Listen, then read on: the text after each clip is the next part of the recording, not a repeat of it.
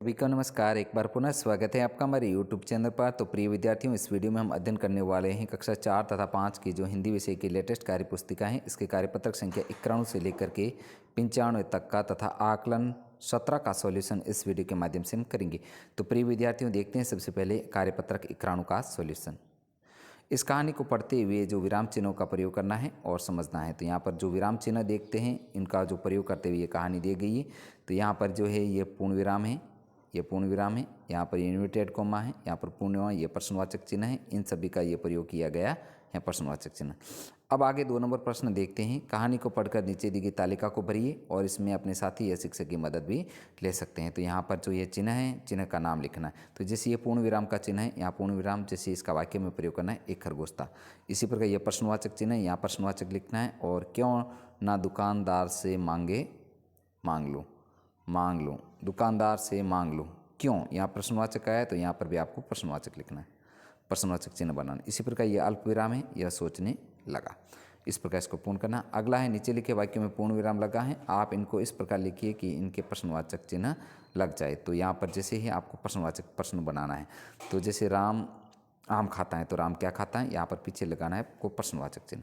आशा गीत गाती हैं, तो आशा क्या करती हैं, तो यहाँ पर प्रश्नवाचक चिन्ह लगाना। नेक्स्ट आगे 4 नंबर, इसके अतिरिक्त भी विराम चिन्ह होते हैं, शिक्षक की मदद से जानिए। तो यहाँ पर आपको जैसे अर्ध विराम है, विस्मयादि बोधक है, उप विराम है और अवतरण चिन्ह आपको प्रयोग करना है। नेक्स्ट आगे कार्यपत्रक वर्णन। यहाँ पर जैसे एक छोटा सा पैसेज दे रखा है, इसको पढ़ना है। अब यहाँ पर आगे प्रश्न है 1 नंबर है कि राहुल ने अपने बारे में लिखा है, अब आप ये अपने बारे में लिखिए। तो यहाँ पर जैसे आपको अपने बारे में लिखना है विद्यार्थियों। जैसे मैं रमेश हूँ, कक्षा 5 में पढ़ता हूँ, मेरी उम्र 10 वर्ष है, बस से विद्यालय जाता हूँ, मैं प्रातः जल्दी उठता हूँ, मैं अपना कार्य समय करता हूँ, राकेश मेरा प्रिय मित्र है, मैं क्रिकेट खेलना पसंद करता हूँ। इस प्रकार साथियों इसको लिखना है। नेक्स्ट आगे ये कविता पढ़िए, आपको कविता को पढ़ना है। अब यहाँ पर प्रश्न है इसका कछुए ने मछली से कहा होगा कि मैं आपका मित्र हूँ क्योंकि मैं भी पानी में रहता हूँ। ख है, कछुए ने सांप से कहा होगा कि मैं गर्मी से परेशान हूँ। ग है, धरती ने सूरज से कहा होगा कि मैं चारों तरफ से देख रही हूँ। और घ है, सागर ने धरती से कहा होगा कि सूर्य की गर्म किरणों से बचा रहा हूँ। नेक्स्ट आगे कार्यपत्रक 93 का सॉल्यूशन।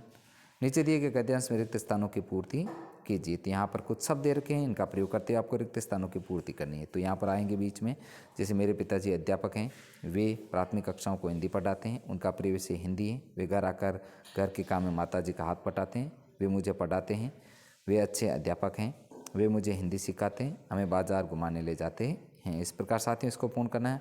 अगला है, वाक्य के सामने कुछ शब्दों को जोड़ दिए गए, सही शब्द चुनकर खाली जगह में भरिए। जैसे यहाँ पर कहा है, कम वर्षा होने से अन्न कम उपजा, यहाँ पर अन्न आएगा, यहाँ अन्य आएगा। इसी प्रकार यहाँ पर गाड़ी आएगा, यहाँ गाड़ी आएगा। नेक्स्ट आगे है, यहाँ पर ढोल आएगा, यहाँ पर डोल आएगा, और यहाँ पर कड़ी आएगा, यहाँ पर कढ़ी आएगा। इस प्रकार इसको पूर्ण करना है। अगला है कार्यपत्रक 94 का सॉल्यूशन। नीचे दिए गए शब्द में उपसर्ग जोड़कर नए शब्द बनाने हैं। तो यहाँ पर जैसे स्व धनदेश स्वदेश बनेगा, इसी प्रकार वि धनदेश विदेश, उप धनदेश उपदेश, प्रधनदेश प्रदेश। इस प्रकार इसको पूर्ण करना है। आगे प्रत्यय जोड़कर नए शब्द बनाना है आपको। जैसे दुकान धनदार दुकानदार, माल धनदार मालदार, जमी धनदार जमींदार, और हवा धनदार हवादार। इसी प्रकार सुंदर धनता सुंदरता, मधुर धनता मधुरता, सरल धनता सरलता, सहज धनता सहजता। नेक्स्ट आगे देखते हैं, प्रत्यय उपसर्ग छांट कर लिखिए। तो यहाँ पर जैसे शब्द है और उपसर्ग है और मूल शब्द है।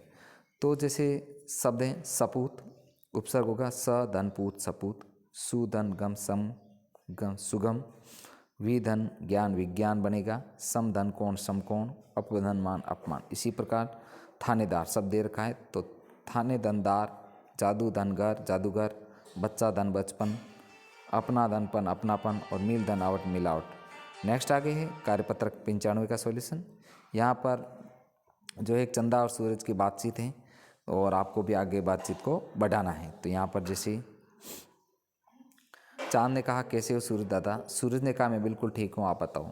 तो मैं भी ठीक हूँ, आज ताज़ा हवा का आनंद लेने आया हूँ। हाँ, सुबह की हवा बहुत अच्छी होती है। इस प्रकार आपको बढ़ाना है। आगे है, पृथ्वी पर शुद्ध हवा कहाँ है। हाँ, मानव ने स्वार्थ के लिए पर्यावरण को दूषित कर दिया है, चारों ओर प्रदूषण ही है। इस प्रकार साथियों आपको ये वार्तालाप जो है पूर्ण करना है। नेक्स्ट आगे है आकलन 17 का सॉल्यूशन। नेहाल अपनी माँ के साथ खाना खाती हैं, यहाँ पर खाती राइट होगा, यहाँ पर वाक्य आएगा, यहाँ पर दवाइयाँ राइट होगी, यहाँ पर आँख का पर्यायवाची लोचन होगा। नेक्स्ट आगे उपसर्ग आपको जो मूल शब्द है, तो तो इस प्रकार सुधन पुत्र सुपुत्र होगा, अधन धन अधर्म होगा, विधन देश विदेश होगा, दार धन दुकान दुकानदार अभिमान, और आचार धन दुर्धन आचार दुराचार। इस प्रकार इसको पूर्ण करना है। आगे एक छोटा सा पैसेज है, इसके अनुसार प्रश्न है। तो यहाँ पर 6 नंबर प्रश्न है, जो मछली के रंग की क्या विशेषता थी? तो उत्तर होगा वह सुनहरे रंग की थी। अपनी सुंदरता पर किसे गर्व था? सोना मछली को। सोना मछली का रंग फीका कैसे पड़ गया? गंदे पानी में बाहर जाने के कारण। इस गद्यांश में सर्वनाम शब्द छांट कर लिखी, तो उसे अपनी व उसका। सुंदरता शब्द में प्रत्यय को अलग करके लिखिए, सुंदर था। तो प्रिय विद्यार्थियों, इस प्रकार हमने आकलन 17 तथा जो कार्यपत्रक है 91 से लेकर के 95 तक का संपूर्ण सॉल्यूशन हमने इस वीडियो में किया है। तो प्लीज़ आपसे रिक्वेस्ट है, वीडियो को लाइक तथा शेयर कीजिए। चैनल पर नए हो तो चैनल को सब्सक्राइब कीजिएगा। साथ ही मिलते हैं नेक्स्ट अगले कार्यपत्र के साथ में। धन्यवाद।